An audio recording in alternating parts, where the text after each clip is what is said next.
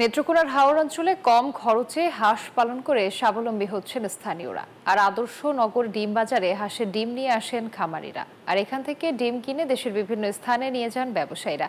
প্রতি সপ্তাহে এই বাজারে ডিম বেচাকেনা হয় প্রায় কোটি টাকার। সোহান আহমেদ কাকনের তথ্যচিত্রে ডেস্ক রিপোর্টে বিস্তারিত। হাওরের পাশেই গড়ে উঠেছে জেলার বৃহৎ ও পুরনো হাঁসের ডিম ক্রয় বিক্রয়ের পাইকারি বাজার, যার পুরনো নাম ছেঁচড়াখালী হলেও বর্তমান নাম আদর্শনগর ডিম বাজার, যেখানে প্রতি সপ্তাহে ডিম বেচা কেনা হয় প্রায় কোটি টাকার। সংশ্লিষ্টরা জানান, প্রতি সপ্তাহে মঙ্গলবার বসে এই ডিমের হাট। সকাল থেকেই হাওরের বিভিন্ন প্রান্ত থেকে আসেন শত শত হাঁসের খামারি। হাওরের খোলা জল, শামুক, ছোট মাছ আর প্রাকৃতিক খাদ্য খেয়ে বেড়ে ওঠা হাঁসগুলোর ডিম আকারে বড় হয়, খোলস শক্ত আর স্বাদে ভরপুর, ফলে চাহিদাও প্রচুর।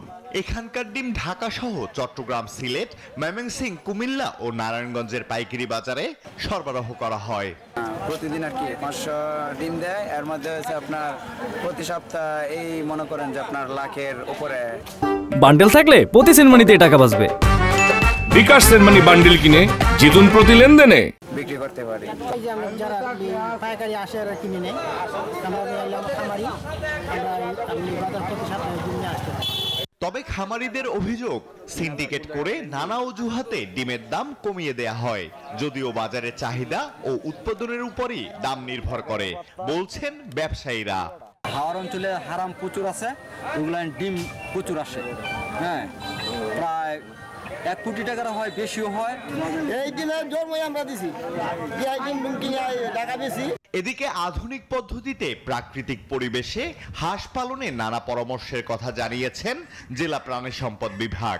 এখানে যদি একটা ভালো একটা যদি আমরা আইস ঘর বা আইসের একটা শেড তৈরি করতে পারি, যেখানে অবিকৃত ডিমগুলো যদি কিছুদিন রাখা যায়, আমার মনে হয় যে খামারিরা বেশি লাভবান হবে।